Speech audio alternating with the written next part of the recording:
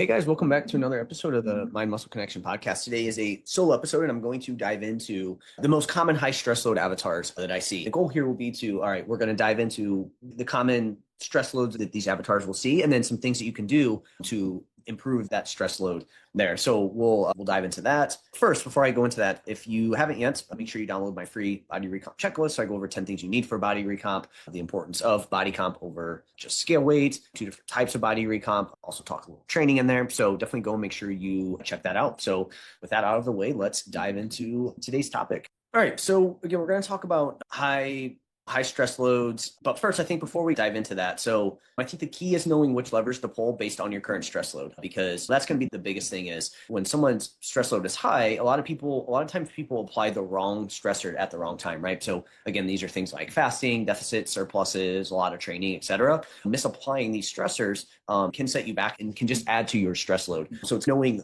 where you fall and what are some levers that we can pull. Real quick, when we look at high stress load, what is it? So first, just think it's the overall stress on your body. A lot of times when people think of stress, they're just going to think of psychological stress. That is one piece of it, but there's things that add stress to our body. And if we're not aware of them and these add up, we could be like, all right, what's going on here? And again, a lot of times people will misapply stressors in that situation, right? We'll dive into this, but one of them being, hey, somebody's super lean and body comp stress is a stressor on the body. And then they think that they need to keep getting leaner. And so they maybe do a ton of cardio. They try to do fasting. They try to do these things to get even leaner. And it's like you're just applying more stress to your body. And so there's some things in that situation that we can do. And that is one of the avatars, hint, hint, but we'll go over that here in a little bit. But again, the higher your stress load is on the body, and we'll talk about the different types of stress, the tougher body comp change can be. Performance in the gym can suffer, in biofeedback, how you feel from day to day, et cetera, in your health can decrease over time. Again, you'll probably be surprised at some things that count towards stress load on there. So I think first what we'll do here is we'll go over the different types of stress on the body, and then we'll talk about signs that you may have a lot of stress on the body, right? And you can think of this as low recovery there, right? We're thinking of the overall stress that we have. We only have so much that we can recover from. We all have a bucket, and once that bucket's full, that's where you really start to, the less room there is, it's going to be a lot harder to, and the more things you put into it, it's going to be a lot harder to, you're going to run into all those issues that I talked about, right? Body comp change is going to be tougher, health can decrease, et cetera. And there's some things that we can do to increase our bucket, but a lot of it also does come down to, hey, what are things that are filling up that bucket that are unnecessary in that situation? And there's certain things, if we keep pressing the wrong lever, can lower our bucket and we can continue to overfill things. And that's where we run into issues long-term there. So let's talk 7 types of stress on the body. So 1, we have physical stress, training, cardio, daily movement. This is good stress when programmed well, but it does require recovery in a well-managed system. So too much training on an overall system can become a stressor. A lack of physical stress plus poor cardiovascular fitness can also become a stressor in a negative way, right? Training can be a good stress, but when we don't have other stressors in line or overall stress is high, that's where it can start to become problematic. And we also need to look at intensity and things like that. Then we have your most common kind of stress that people will think about, which would be like psychological stress, work, relationships, parenting, negative self-talk, poor mindset, etc. Again, this can also be good stress.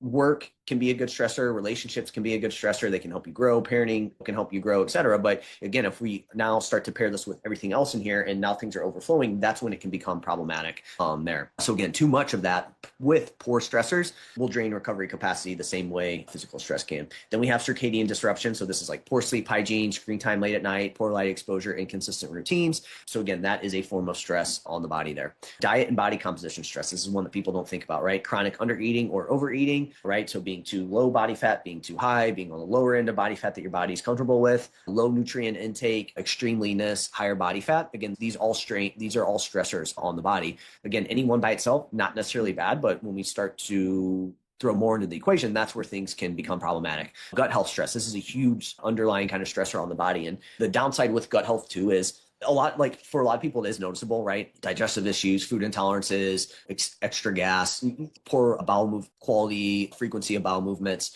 Again, certainly, like you can feel, for some people, it may be a little bit more under the radar as well, too. I think skin issues definitely are a sign that there's something going on with the gut. Stress can start to impact it really before things really show up and rear their ugly head. So just keep that in mind. This is definitely a big stressor on the body. It is a big source of inflammation for people. And then we have metabolic/internal stress. So these are like internal stressors that you don't really notice. This is poor blood sugar regulation, high fasting glucose, elevated fasting insulin, excess alcohol intake, poor micronutrient nutrient intake and low diet quality, which that would probably go more towards the diet and body comp one, but chronic low grade inflammation. So again, where's that coming from? Where's that at? Or what is it? Certain medications, right? These are all things that can add stress to the body, and we need to be careful, right? So with like high fasting glucose, again, this can be poor blood sugar regulation. So if your meal timing's off, it comes back to diet and body comp stress that can add stress to the body.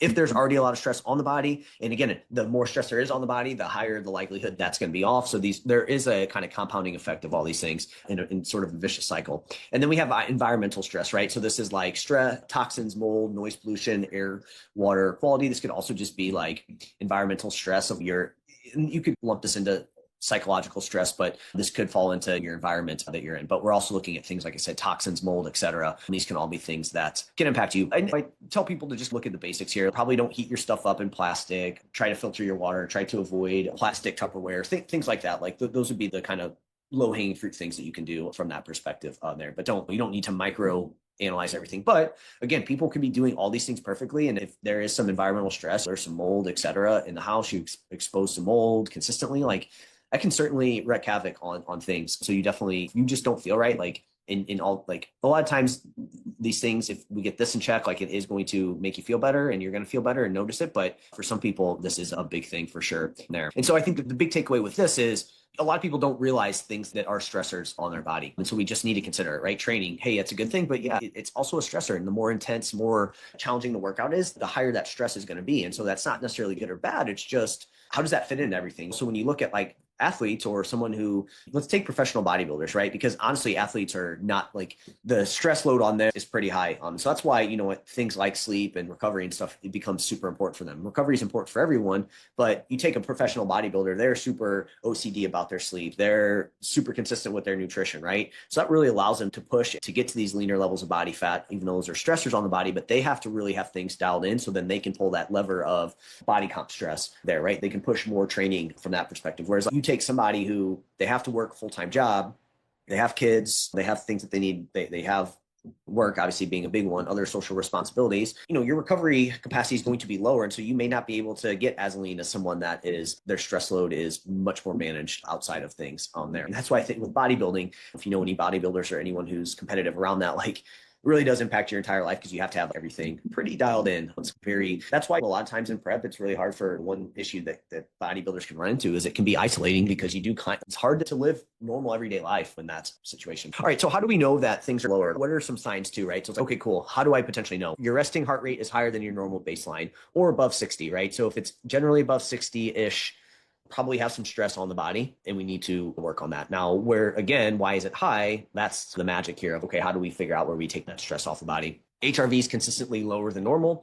Your daily mood energy is under a 6 to 7 out of 10. So if you're consistently not in a good mood or your energy is lower than a 6 to 7, probably have some stress on the body that we need to figure out where it's coming from and we need to work on it. Persistent soreness, achy joints, heaviness, or just sluggish training, trouble falling or staying asleep. So if you're that person that's waking up at 2 to 4 all the time, probably some stress on the body that we need to figure out where it's coming from. And that's probably what's causing you to wake up in the middle. This kind of comes back to cortisol too, where people will be like, oh, my cortisol's high or my cortisol's low or whatever it is. It's like, that doesn't just happen. Again, there obviously are conditions where that does happen, but that's more of the exception than the rule. And my thought on this is we always need to look at these things because it's more so your body adapting to whatever's been going on. And obviously when you take cortisol, it's really dependent on the way that you'll generally take cortisol. If you just take the 1 point from I don't know if it's urine, whatever it is, when you go get your blood work done and you take that one snapshot, that's probably not a good thing. Like it's just not going to tell us a lot in that situation. So I honestly don't like to use cortisol as any sort of marker or anything because it doesn't really tell you too much. You're more so looking at these subjective things here in this situation.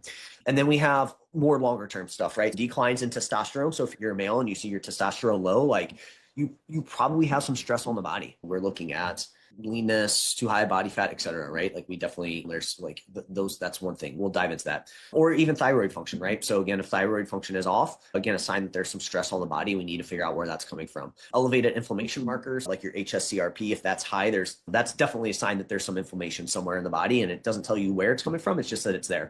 You're getting sick often, right? These are all signs that are telling us that our stress load is high. I didn't mention this, but menstrual cycle irregularities for women, again, just high stress on the body somewhere. We're looking at insulin resistance, poor blood sugar regulation. Like these are all signs that there's stress on the body and we need to figure out where it's coming from and fix that on there. All right. So now that we got that out of the way, we're looking at the 5 common avatars or reasons that somebody's stress load will be high here. So when I go through these, there's 5, but most people are going to fall into multiple buckets here in this situation, right? So again, I have 5 things, 5 common ones that I see. There's obviously going to be more, but these, if I can really pinpoint this down to 5, it's this, right? But a lot of times people are going to have multiple ones. They're going to fall into multiple buckets. So we'll talk about different things that you could fall into, but just understand that obviously the more you fall into, the higher your overall stress load is going to be. So some people will fall into just one. Maybe some people won't fall into any, and that's great. But most people are going to probably fall into multiple buckets here with this. All right. So first, most common, this is probably the one that you'll see that I see the most, and probably just with everyone, right? This is going to be the part where people struggle with the most in terms of what we're doing. And this is going to be a busy / high stress lifestyle.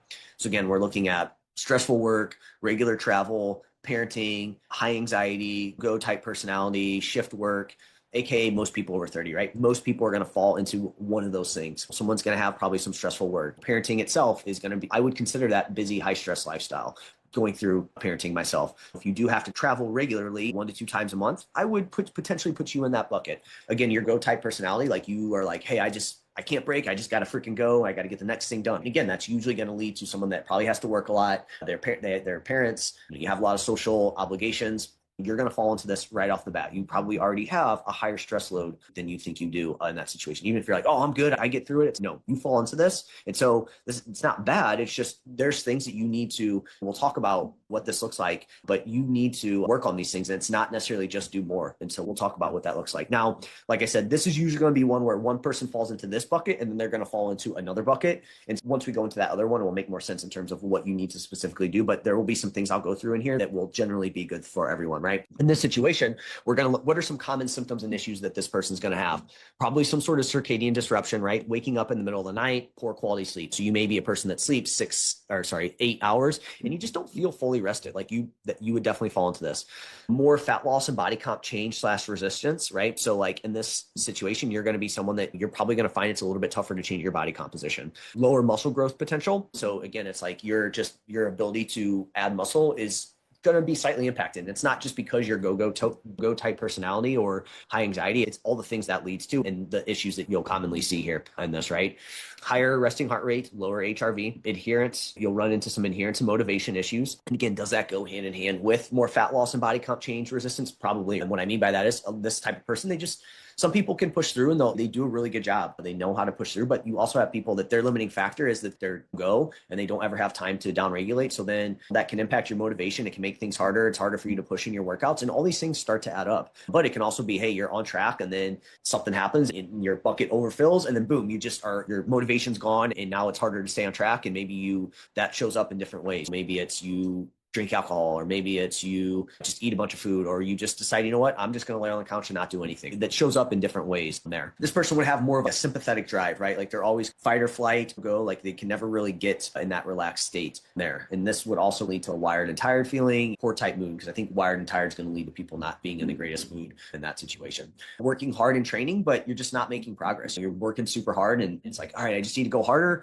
Or again, maybe you're always like trying to get the highest heart rate possible. Like that goes hand in hand with this type of person, and you could be working hard and things just aren't changing. This is going to show up in terms of blood work of lower testosterone, hormonal imbalances. For women, maybe estrogen's very high compared to progesterone, vice versa, whatever it may be, you may see this pop up. And then for men, you may see like some lower testosterone, right? And it's probably not just because you're it's because go type person or high anxiety type person is going to have trouble falling asleep, getting good sleep. Their body, it's tougher for them to stay on track. So their choices are going to lead to them not staying on track as well. And that's going to be the problem, not necessarily because they're going to have low testosterone. It's all the things that they're generally doing that are going to lead to that. Thyroid could be impacted here as well too. Again, this probably comes back to just high anxiety, like all that stuff. That's stress on the body, and that's going to impact thyroid output. Some blood sugar dysregulation in this person, right? Higher fasting glucose, energy crashes, higher fasting insulin, just because again, stress definitely impacts blood sugar regulation, and you may find that you eat because you get that you have that blood sugar dysregulation. So you get super hungry, then you eat to make that better. And then you're just constantly hungry. You're in a poor mood. And it is partly because you just and the stress load is high on your body here. So that's the first avatar. Some fixes here are going to be, we need to adjust training and nutrition to match recovery. We have to make adjustments around your training and nutrition, whether that's less intensity, less frequency, maybe nutrition. If you've been trying to fat loss diet. Maybe it's a little bit closer to maintenance. Maybe it's better meal timing. Maybe it's better food choices, right? Foods that are a little bit better from like an inflammation standpoint. Maybe it's training load management. Maybe you are, again, not, like I said, not training as much or lower intensity in your training, things like that. This would be more, and I guess on the training aspect, you're not just going in and hammering yourself all the time and doing 6 days a week. You might have to do 3 days a week with a little bit lower intensity for a little bit of time until we get your overall stress load figured out. Maybe it's more taking stuff out of their life versus adding stuff in, more parasympathetic stuff. Maybe it's like, hey, we need to find some time to do some breath work. Maybe we need to find some time to, maybe you eat when you're after doing some breath work and you're in a more relaxed state versus just shoveling food down. Maybe it's taking time to make sure that you get your meals in and you eat. Because that's another thing I didn't hit on is like this person probably also is at a higher risk of gut issues as well too. And so taking more things out versus just trying to add in more stuff. And that's the best thing I can say for this person is like taking things out. If you're someone that you just continue to try and add more and more to your day, it's like, all right, we need to do a time audit and we have to see what we can take out and how we can be more effective in what we do. And I would say that someone's like, I don't have time to add in breath work. To me, that means you probably need to try and work it in where you can. Because yeah, that would potentially add in more stuff, but we do need more parasympathetic activity. And so in turn, that would allow you to be able to handle a little bit more. So that would almost increase your bucket. So in a sense, it would add a thing that you need to do, but it's also going to increase how much you can handle. And it's going to help lower your overall stress load. And that's ultimately what we're trying to do. But for a lot of people, it is taking things out of what they're already doing in terms of like obligations, stuff like that, training, etc. Probably this would be less aggressive fat loss dieting, less time in a deficit overall until lifestyle stuff is fixed, because it's going to be hard. If your mood's super low, your resting heart rate's higher, you've got some circadian disruption, and your motivation and adherence is lower, it's going to be really hard to stick with fat loss dieting for sure during that period of time, right? So we'll definitely have to be careful with aggressive dieting here in this. And again, more well-balanced, consistent fueling, because I see in this type of person, it is up and down with their nutrition, right? They'll skip meals, then they'll get super hungry, then they'll overeat, and it's more just super inconsistent. And so I think for this person, that's the problem. And it needs to be more consistent fueling and a more well-balanced diet. We're not trying to just drop carbs to zero and eat 300 grams of protein. It's just keeping it a little bit more well-balanced. Maybe you're adding in a little bit more fruit and veggie, a little less alcohol, right? Like things that are going to keep that check there. So again, that's number one. And most people are going to fall in this bucket. There's other categories here that I'm going to go over, but usually this is the one that most people fall into. And so it's not always we need to adjust training, but we at least need to look into it, especially if you're training over 4, 5, 6 days a week in that situation. And what is your intensity and what does that look like there? So number 2 is high training output.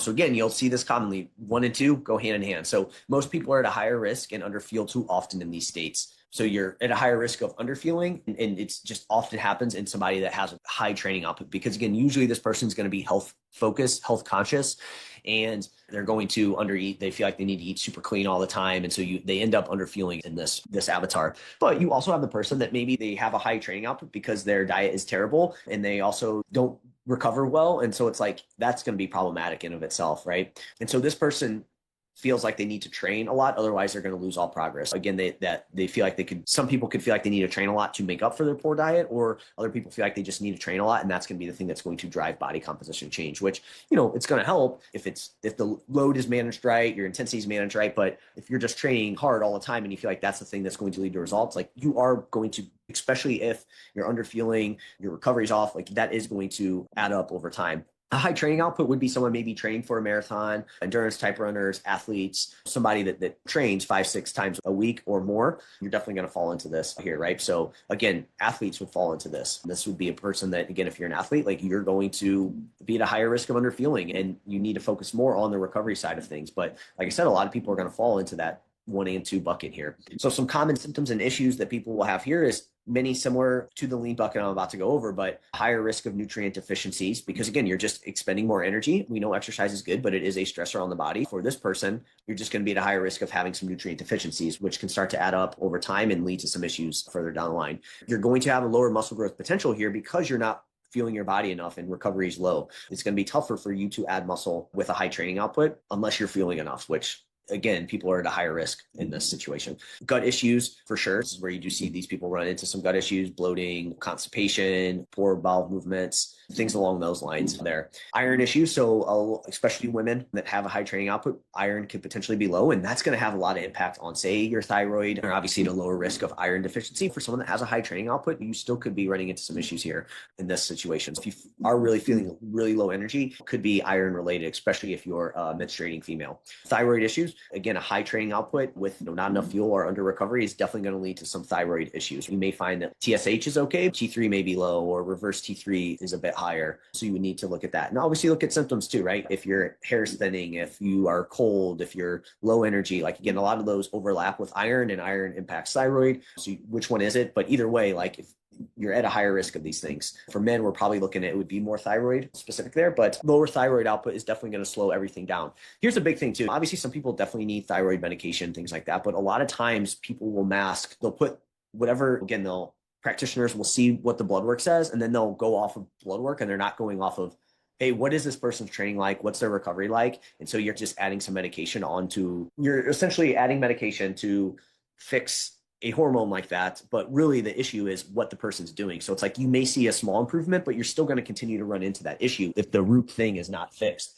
And again, high training output, high stress, they usually go hand in hand as well too for people. Again, it's going to lead to lower testosterone for men in this process as well too, which in some situations I don't think low testosterone is interesting. It definitely can impact. Obviously, if you're taking anabolics, like you're getting into those like supra physiological ranges, like it's definitely going to help with muscle building. But once you're within the sort of reference range, as long as you have good quality like biofeedback, more testosterone isn't necessarily going to drastically change how much muscle you have. It may impact motivation a little bit, which that could be the thing, but like in of itself, it's not necessarily going to add more muscle in that process. We need to go off of symptoms, biofeedback. And again, I always come back to there's probably something off here that is causing testosterone. Now, obviously, if you start to get under the reference range, hey, you may want to look into things, but it still would be worth it to get your lifestyle dialed in the process. And then obviously there's medical conditions, and people definitely need to get those checked out, because if that's off, like you don't want to be like, oh, hey, you just need to eat more. But there's actually some brain injury or something going on that is causing testosterone to be a bit lower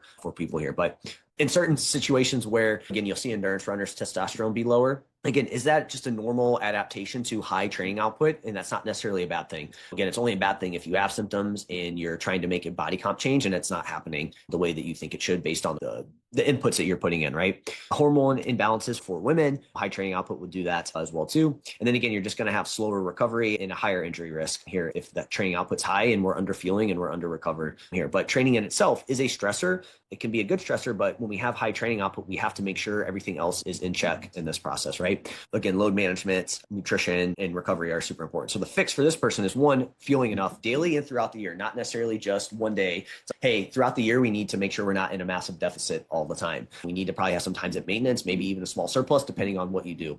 But definitely daily, we want to make sure we're fueling enough as well too in that process. So enough calories. That can be problematic for some people because a lot of times when they want to have this high training output, it's to lose body fat and they think that they need to eat less and train a lot. We need to have a good base diet, micronutrition. Again, high training output's likely going to put you at a higher risk of micronutrient deficits. And so we need to make sure that we are eating a well-balanced diet that is taking care of all those things.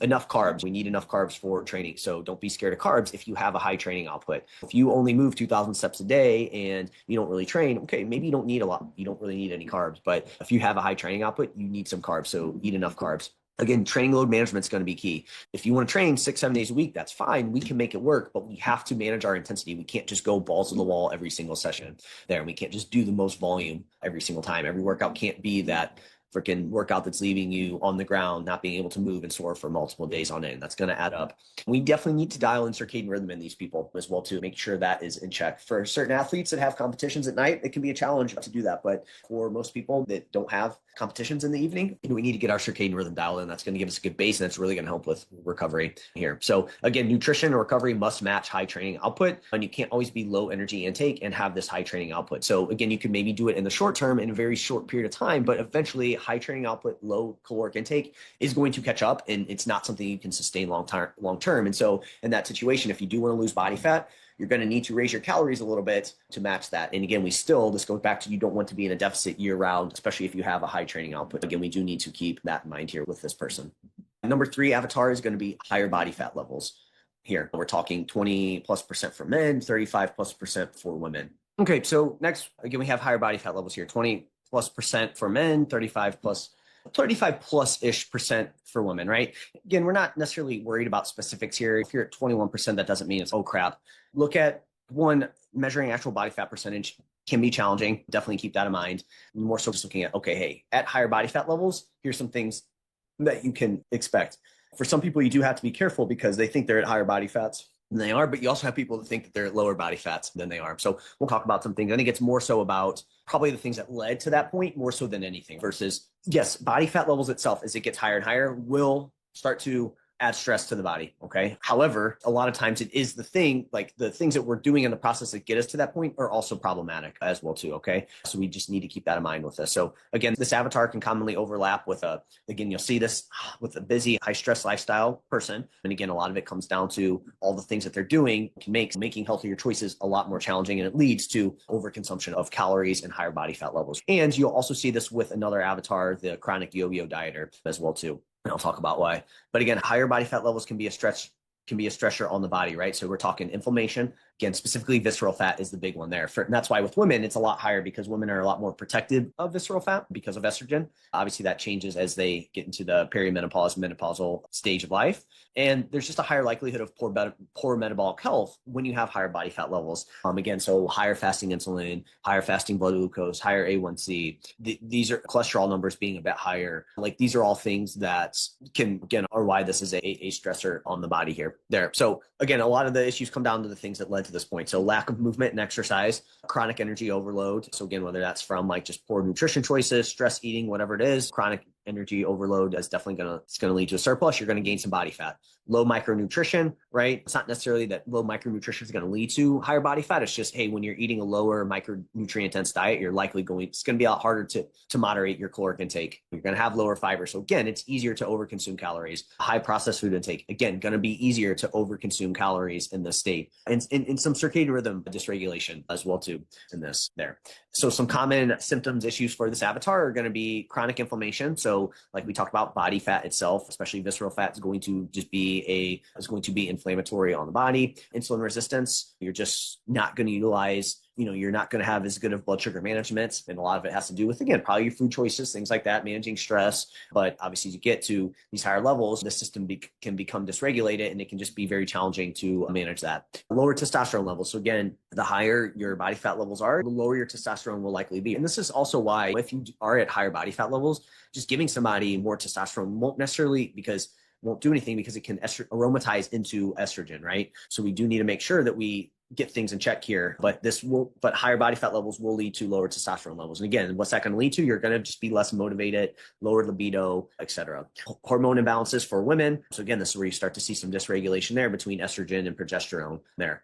Lower libido across the board for people here. Menstrual cycle irregularities, again, has to do with stress on the body, and higher body fat levels can be that. And so you'll see some menstrual cycle irregularities here. You'll see some gut issues as well too. Again, could be partly food related, food choice related, but stress related as well too. Dysregulated appetite, you're just going to it's going to be harder to manage. And this is why GLP-1s can be super helpful, is it can help regulate your appetite a bit better. Fertility issues. Men and women are going to have some fertility issues here at these higher body fat levels. You're just not going to feel as good. Fatigue is going to be higher. Again, is that partly because of your lifestyle? Could be it, but higher body fat levels in itself could lead to some fatigue. Low mood as well too, and then higher visceral fat as well too. And this is, everyone's threshold for this is a little bit different. What they do is also important. And again, menstruating women are more protective of visceral fat gain than anyone else there. So the fix for this person is get to healthier body fat ranges. So like for this person, we need to take stress off the body. We need to diet them down. So a deficit would be helpful for them. Somebody with a high training output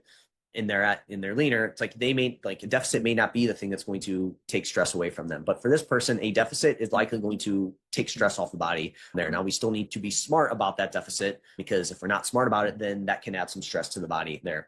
More movement and resistance training. So in this person, we probably need a little bit more movement and resistance training. Now, obviously, there's exceptions to the rules, and some of these people may end up training a lot as well too. But for the most part, probably a little bit more movement and some resistance training is going to help take stress off the body, and it's going to help get them into healthier body fat ranges. Some improved diet quality, making better food choices, right? A bit more fiber, a little bit more fruit and veg, maybe slightly higher protein, a little less processed food intake is going to be helpful, and that's going to take some stress off the body there. Better meal timing, so more regular meal timing there. This person could probably do a little bit more fasting. I'm not saying you need to just eat for 2 hours a day, but this person could probably go closer to, you could probably work up to a 10 to 14 hour fast fairly regularly for this person. But being consistent within your meal timing in those eating windows in general, improving circadian rhythm habits, that's just going to make this person feel so much better, take a ton of stress off the body, which you take some stress off the body. Now it's easier to stay on track and you're going to be able to make those changes and the body's just more efficient. And then, like I said, deficit or consistent maintenance calories where you're working on a lot of these habits. You definitely don't want to be in a surplus here though in this situation. That's just going to add more stress to the body. And we'll talk about the lean person here in a minute, but yeah. So deficit or consistent maintenance intake. But same thing here. You don't just want to be, like I just talked about, you don't want to be super aggressive with fat loss, and you probably don't want a fat loss diet forever. You still need to take some diet breaks in between for this person. All right, so that's that avatar. Now we have number 4, which is the lean avatar. So this is sub 10%. Sub 10 to 12% for men, sub 18 to 20% for women. In this state, the body has a lower recovery capacity equals less stress resilience and in more quote unquote survival mode, right? Everyone is going to have an individual threshold here. Some people can hang out here at this lower just fine, but most people will start to run into issues around or under these ranges. And this can also be problematic if it's also combined with Avatar 1 and Avatar 2, right? Because you do see this commonly where some people will be all three. They're the busy lifestyle, high training output, and they're lean. You're going to have a lot of stress on your body, and we really need to figure out how we can take that stress off your body. I mean, you're going to run into more of these issues, but you'll definitely see 2 and 4 all linked together. But like I said, it's usually 1, 2, and 4, and that's probably the highest stress load avatar and the person that's going to run into issues at some point in time here. So like I said, this is where you can start to see some of these buckets start to come together in this, right? So again, it can be problematic on top of those things. And again, it just is problematic because all the stress things that we talked about are going to add to the stress load. Being lean is going to add to your stress load. And then if you also add a high training output to it, it's again, a recipe for disaster. So some common symptoms and issues: micronutrient deficiencies, gut issues, low muscle growth potential. This person's going to have a hard time putting on muscle in this state. Artificially low maintenance calories. So they're going to have a maintenance calorie range that is likely lower than what it could be. So you're going to feel like you're eating 1,800 calories and you can't go any higher than that. And so they just go lower, or they like, oh, I want to get leaner, so I'm going to go even lower. And the body continues to adapt down. The good news is you can go back, and we'll talk about what to do in this person specifically. Libido issues. This person's going to have, I would imagine their libido is not going to be in a good spot. There's going to be some fertility issues for this person. Definitely some menstrual cycle dysregulation. There's going to be some fatigue for this person.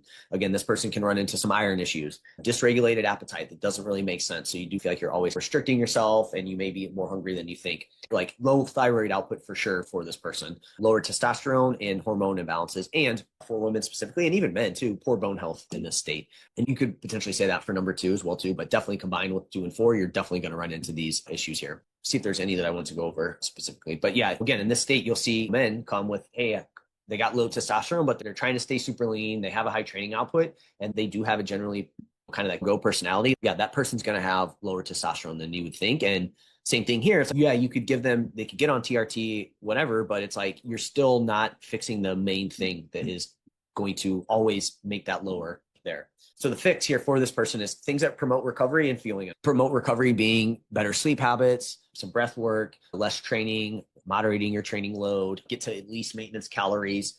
These are the things that we need to be thinking about for this person. You probably need to get to better body fat ranges for this individual. You're talking 10 to 15% for men, 22 to 30% for women. So that may require a surplus for a short period of time. So you may have to be in a surplus. So again, you're this person, like a surplus would be helpful for you, but it may not be helpful for the person that is a higher body fat percentage. That's not going to be the thing that they need here. But this person, to take some stress off the body, might need to eat in a small surplus here and gain some weight, gain a little bit of body fat. And then you start to see things like thyroid get back on check, testosterone get back. But you could overdo it. You are at a higher risk of overdoing it. And just because in this state, your body's going to be like, okay, cool, we got energy coming in. Let's keep bringing more in. So there's going to be that point in time where it's going to be challenging to manage. And then this person's also probably going to be very leery of increasing calories because they're probably going to see their scale weight come up a little bit. I'm saying that, definitely seen it where you increase calories for this person and their scale weight comes down because they just took a ton of stress off the body. But a lot of people are going to see weight come up a little bit here, and that's going to be the thing that's going to trigger them to now go back and then spend forever here in this situation. And then we have training load management. So we need to watch volume and intensity. This isn't a person that you want to just train more and try and train your way out of this. You're not going to do that. So we need to make sure that we're watching their training load here, volume and intensity. This would be the type of person to be very careful with low energy fueling strategies, fasting, low carb. These are things that you want to be very careful with in this avatar. And again, especially the more they fall in the other buckets as well too. And here's the thing, you can spend some time here, right? If you're getting ready for a trip, you want to be lean for a trip, you have competitions, certain competitions. The ones that would work best for this would probably be bodybuilding competitions. If you have photo shoots, you just want to test it out, or you just want to test it out and see how lean you can get. That's fine. You can totally dip down into this. But if you end up staying here, that's where you run into issues. And then if it's combined with those other things, again, that can become problematic. This is definitely a place that you can get some cool pics, but you're probably not going to be able to stay here forever. And as I said, everyone's going to have a little bit of an individual threshold here where somebody can stay a little bit leaner, they can handle a bit more. And these are things where we can work on resiliency to stress, et cetera. And how you're going to build that, you need to obviously have your recovery be super good. Hydration needs to be dialed in. Meal timing, nutrition needs to be super solid. You need to know how to manage stress. You probably can't have a super stressful lifestyle, right? Or like going through a super stressful time. And then you also need to have genetics on your side to be able to manage this. That's how you can stay leaner and be in this state. But you have to have a lot of more things dialed in. But unfortunately, a lot of these people, they're just going to try and push lower calories, train more, and not really focus on the other things. And even at that state, if you go too crazy with it, where calories are too low, training super high, like nobody can sustain that anyways, even if everything else is perfect, right? And that's the person that's then trying to be like, why is my testosterone off? Why is my thyroid off? And it's like you're trying to maintain too lean of a body weight, and you have higher, like your go personality, you have some anxiety, and you also like to train a lot. So something's got to give, and you can't have it all in that situation there. So again, combining 1, 2, and 4 is probably the highest stress load that I see. And it's a common thing. I definitely see that there. Number 5 is the yo-yo chronic dieter. So this person is always trying to lose more weight, or is losing and then constantly putting back on the same 10 to 20 pounds. Okay. So this person also skips meals regularly, or tries to eat low calorie all the time. And they're on and off with their health and fitness, right? And it's usually accompanied with many of the things in the busy high stress bucket, right? So again, you'll see 1 and 5 combined usually, and you'll also see 1, 2, and 5 combined. But sometimes you'll also see this person be combined with higher body fat levels as well too. At least they wax and wane, right? They go from super high body fat levels, they come down, and they come back in this situation, right? So this is common symptoms with this is poor relationship with diet and exercise. This person only exercises to lose weight. They do it like they go all in, they do it super aggressively, and then they're not doing anything, right? Or when they start getting back on track, they just eat chicken and broccoli the whole time. They get super restrictive with what they're doing. And then you combine that with number 1, like super high stress lifestyle, go type personality, high anxiety, and boom, they put on the same weight. And sometimes it's even more than 10 to 20 pounds, right? And it's a lot easier to put the weight back on than it is coming off. This person probably has some sort of gut issues going on, definitely going to have some sort of thyroid issues, right? So it's wait, I'm not lean. Why would I have or I'm not exercising a ton. Why would I have thyroid issues? Again, it's the way in which you go about it of being super restrictive, then you come back up super quick, and it's like you just have that stress on your body at all times. So again, that can impact the thyroid.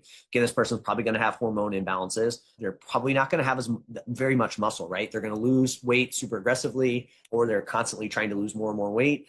And then they lose muscle, or they never built muscle, and then it's easier for it to come back on. And they never spend that time actually training in a way that's going to build muscle for them, right? So they do have low muscle mass, which leads to now they have some insulin resistance. And this probably has to do with the fact that they go through these periods of time where they restrict, and then they come back up. And that's going to be very problematic from a blood sugar regulation standpoint.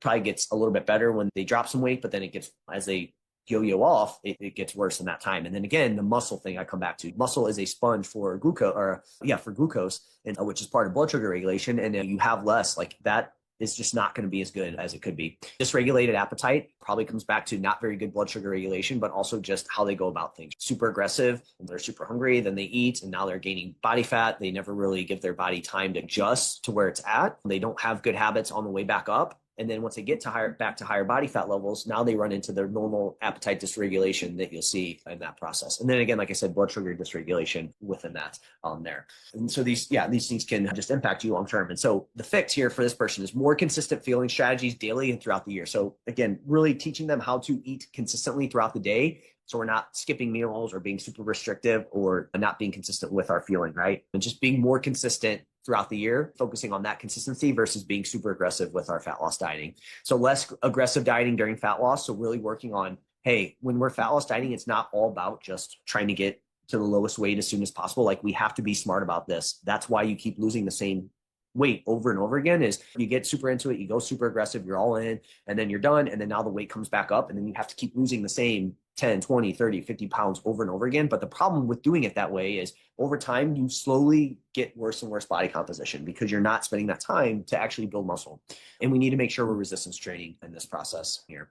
All right. Again, the key with this is, okay, so we know high stress load is a thing, but the key is figuring out where the main source of stress is on the body, then matching our inputs to that. And this is exactly how I help my clients get results without constantly spinning their wheels. People think that they all fall in the same bucket, but it's like, depending on where your body's at and what you've been doing, like, that's going to impact the choices that we make here. Not everyone needs to train more. Not everyone needs to train less. Not everyone needs to eat fewer calories. Not everyone needs to eat more calories. Not everyone needs to fast. Not everyone needs to eat low carb. Not everyone needs to eat high carb. And knowing where you fall is super important. If you just take hey, is calorie cycling good? Hey, is fasting good? Hey, is HIIT training good? Is cardio good?